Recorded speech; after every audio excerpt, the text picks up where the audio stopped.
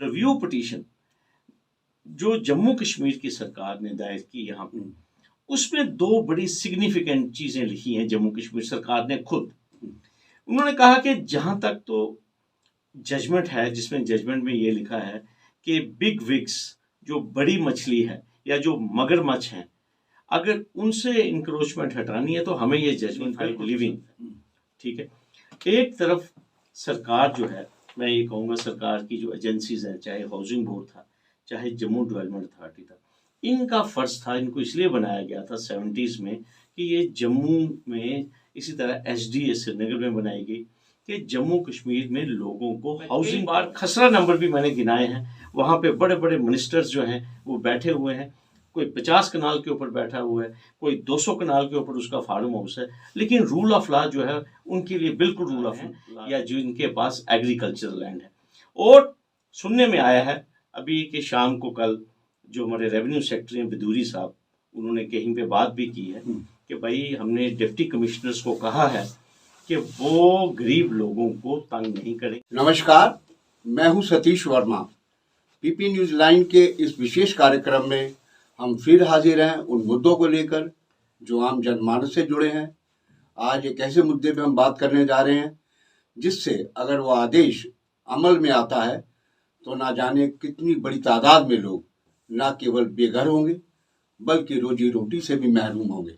हमारे साथ हैं एक सीनियर एडवोकेट शेख शकील अहमद साहब। आप परिचित, सारी शहर जानता है, वो परिचय का मोहताज नहीं है, और इन विषयों को लेकर उनकी लगातार बेबाक आवाज़ उठती रही है, उठाते भी रहे हैं, आज भी उठा रहे हैं।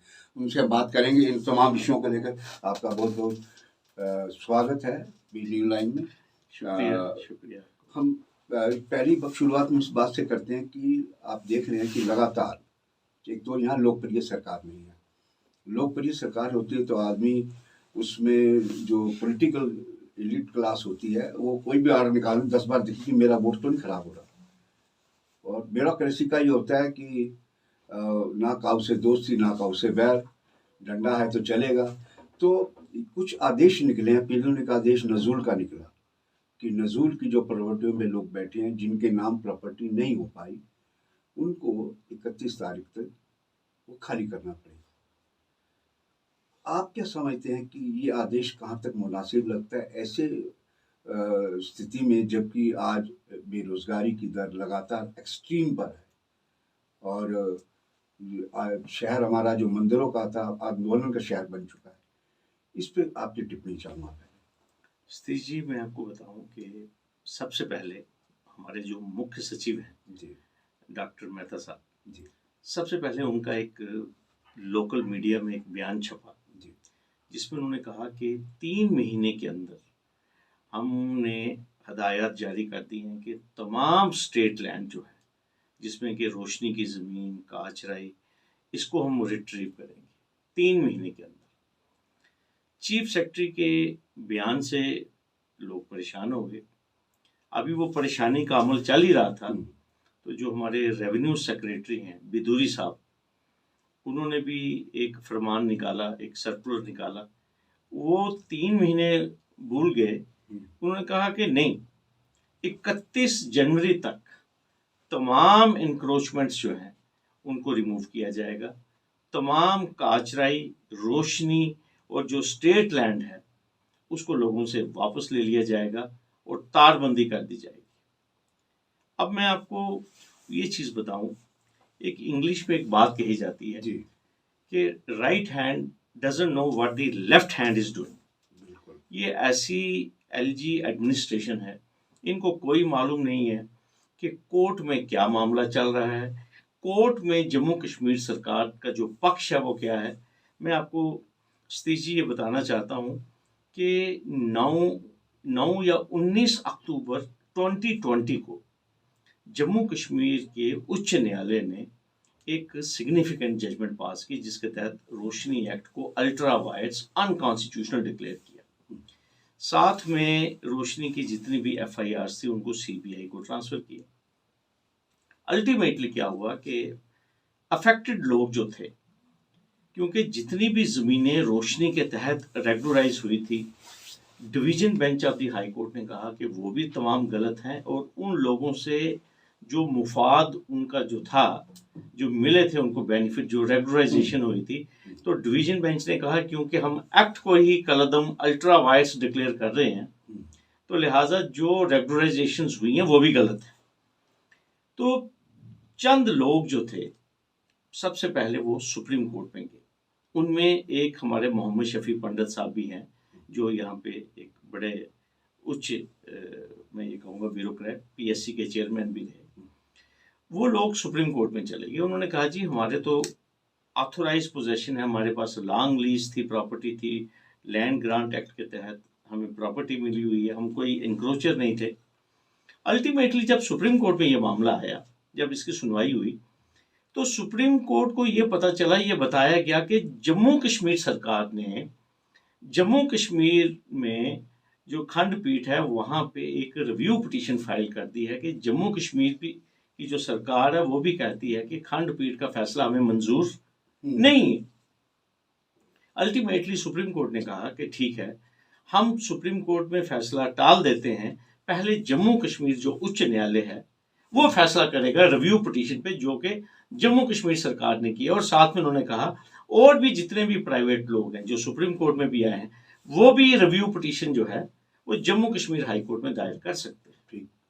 एक बड़ी इंपॉर्टेंट डेवलपमेंट हुई सुप्रीम कोर्ट में, क्योंकि लोगों को डिस्पोजेशन का खतरा था, अविक्शन का खतरा था, तो उन्होंने सुप्रीम कोर्ट को कहा कि तब तक आप जो निर्देश है उच्च न्यायालय का जम्मू कश्मीर के, उसको स्टे कर दीजिए।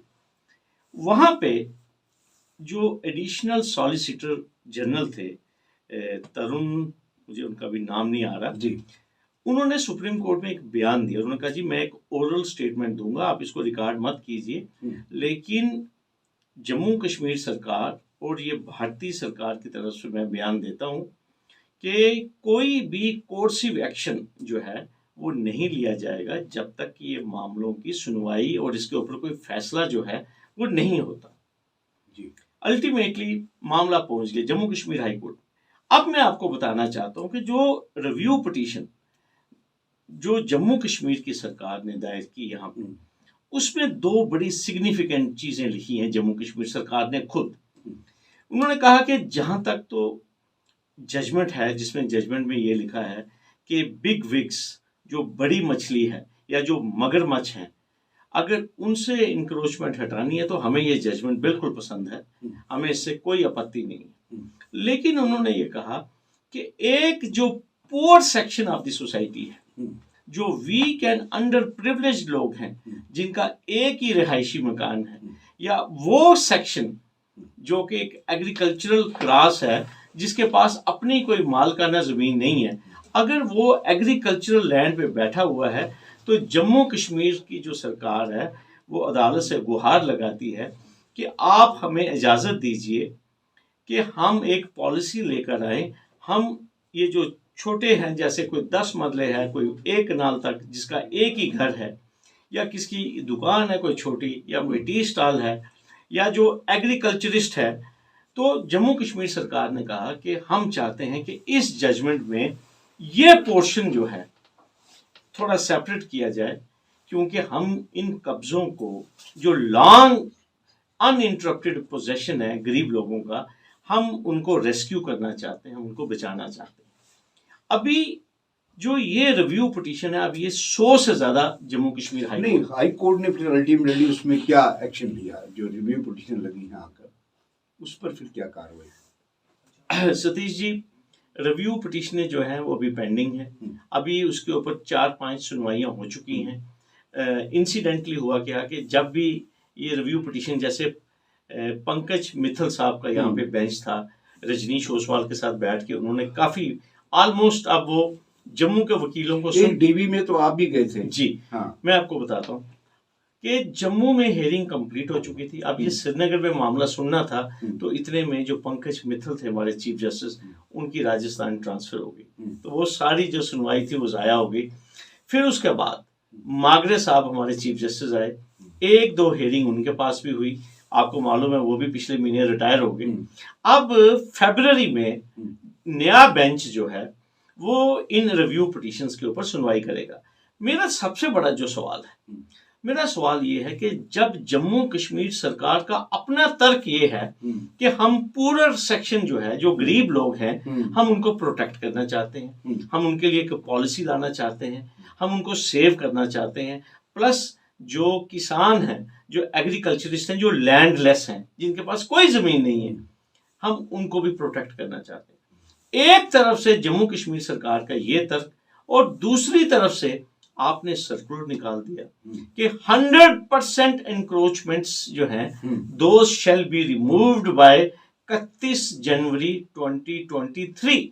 तो क्या ये बात जो है, जो जम्मू कश्मीर सरकार का जो पक्ष है हाई कोर्ट में डिवीजन बेंच पे, क्या ये उससे मुख्तलिफ नहीं है? मैं ये जानना चाहता हूँ, मान ली जो ऑर्डर, अगर सपोज सरकार ये मानती है, प्रशासन ये मानता है, शासन ये मानता है कि हमने ऑर्डर को तो लागू करना ही है, हमें जामा पहनाना ही है, तो आप क्योंकि पुराने शहरी हैं और आपको लगता नहीं है कि अगर नजूल लैंड की अगर बात करें, और भी स्टेट लैंड है जिसकी आप बात कर रहे हैं, या रोशनी, तो कितने लोग इससे बेदखल होंगे और उसका क्या दुष्प्रभाव पड़ सकता है? सतीश जी, 20 लाख कनाल टोटल जमीन है जी।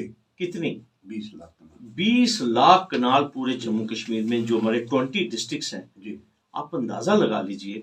मुझे लगता है कि अफरा तफरी का माहौल यहाँ पे बन जाएगा। जी। आप मुझे बताइए, हमारे जम्मू में मैं आपको कहूँगा, आपको हजारों नहीं लाखों घर जो हैं उनको डिमोलिश करना पड़ेगा, दुकानों को गिराना पड़ेगा, कमर्शियल एस्टेब्लिशमेंट्स को तोड़ना पड़ेगा। और ये जो स्टेट लैंड है, ये पुंछ में भी है, और हमारी पूरी यूटी के अलग अलग, पूरे जम्मू कश्मीर में मैं आपको कह रहा हूँ। आप देखिए सुंदरबनी में डिमॉन्स्ट्रेशन हो रहे हैं। हाँ। आप देखिए पुंछ की जो बार एसोसिएशन है वो जाके डिप्टी कमिश्नर से मिली है। मैंने सुना है पुंछ में एक शख्स की हार्ट अटैक से डेथ भी हो गई है।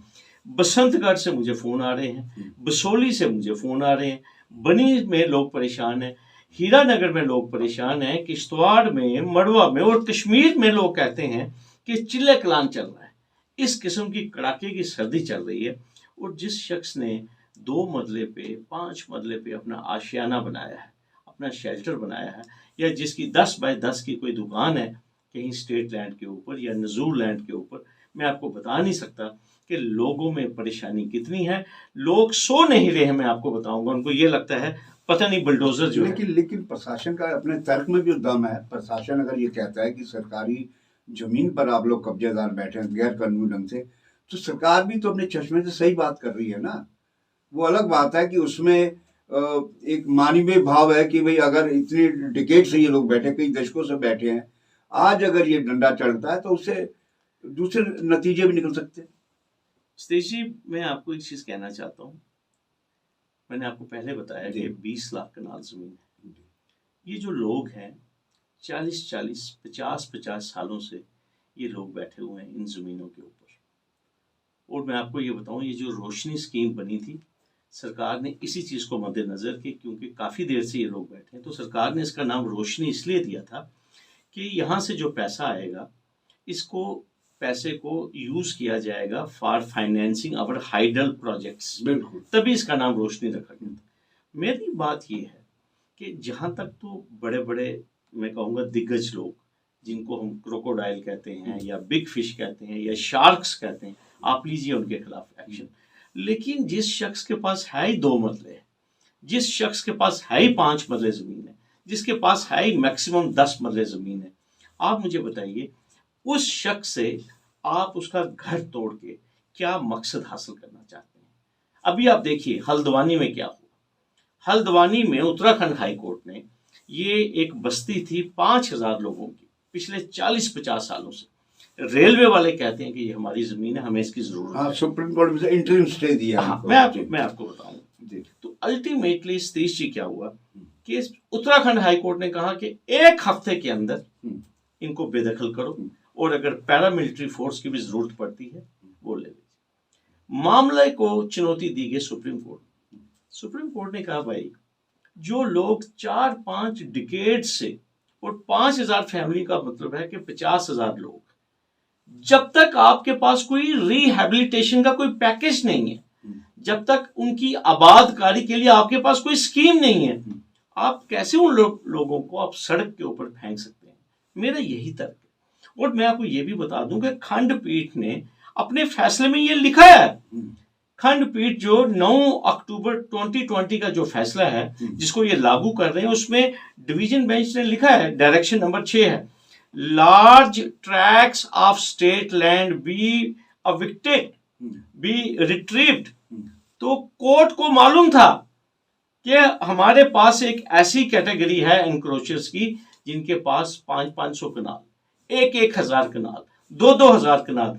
तो high court was conscious of this fact, तभी हाई कोर्ट ने यह लिखा कि जो पहले बड़े बड़े जो। तो आपका मानना यह है कि जितने जो डिसीजन अब तक आए, एक तो आप भी एक तो डीबी में आप भी गए थे, उसमें एक बड़े बिग हाउसेस के खिलाफ भी ऑर्डर आया था, वो लगता है उसको अभी तामील नहीं हुआ ऑर्डर लग रहा है।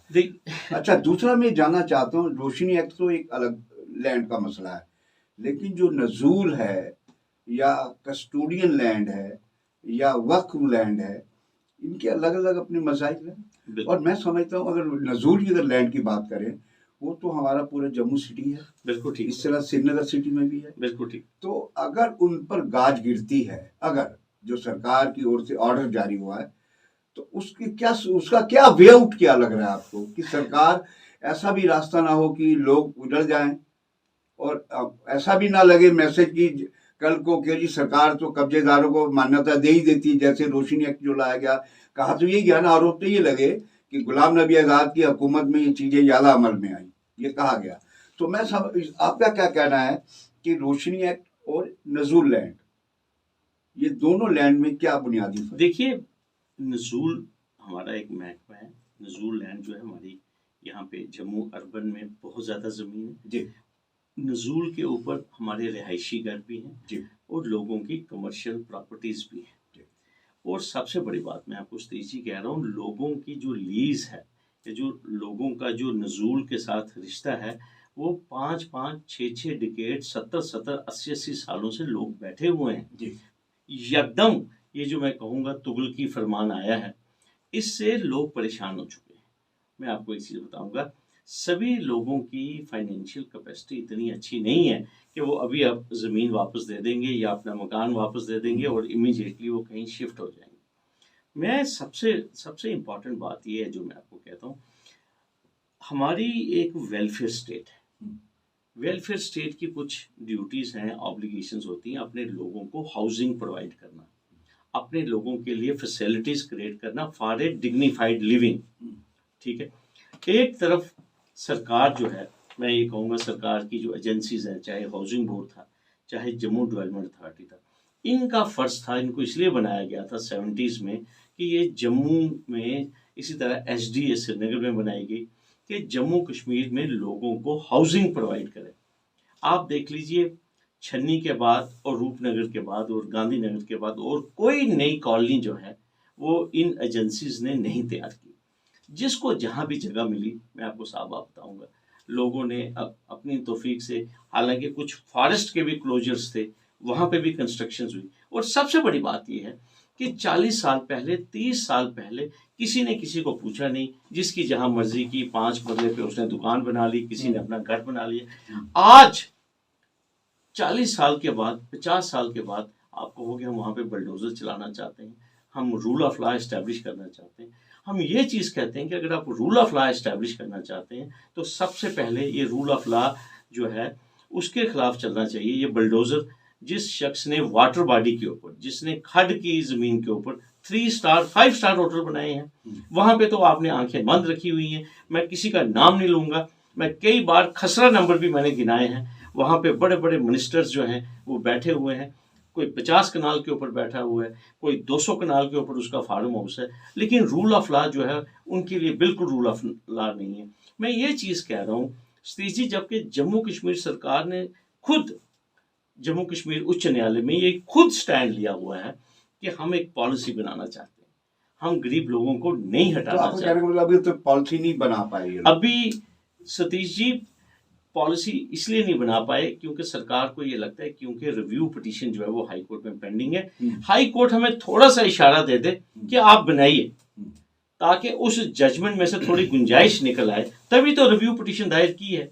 और उसी रिव्यू पिटीशन में जम्मू कश्मीर सरकार ने लिखा, और मैं आपको वसूख से कहूँगा, DC राणा साहब हमारे एडवोकेट जनरल है, उन्होंने कई बार ये बहस की डिवीजन बेंच में कि एक रीजनेबल जिसके ऊपर सरकार सोच रही है 10 मरले से लेकर 1 कनाल की हम लिमिट फिक्स करना चाहते हैं कि जिसका मकान मतलब 1 मरले से लेकर 20 मरले तक है, हम चाहते हैं, सरकार चाहती है उसको रेगुलराइज करना, थोड़ा रीजनेबल अमाउंट उससे लिया जाएगा। इसी तरह वो लोग जो लैंडलेस हैं, जिनके पास एग्रीकल्चर लैंड है, तो सरकार उनको भी सिंपैथेटिकली कंसीडर कर रही है कि उनके भी जो कब्जे हैं उनको रेगुलराइज करना। ये जम्मू कश्मीर सरकार का तर्क है। इसी चीज़ को मद्देनजर रखते हुए मैं आपको सतीश जी बताऊंगा, ये जो पिछले 5-6 दिन से ये जो डर का माहौल बना, तो आपको मालूम है कि सोशल मीडिया पे हमने भी बात की, मेरी तरह कई और वकला ने भी बात की, और भी कुछ सियासी लोगों ने भी बात की। मुझे लगता है कि सरकार को ये बात समझ आई है कि भाई हमसे कहीं पे चूक हुई है।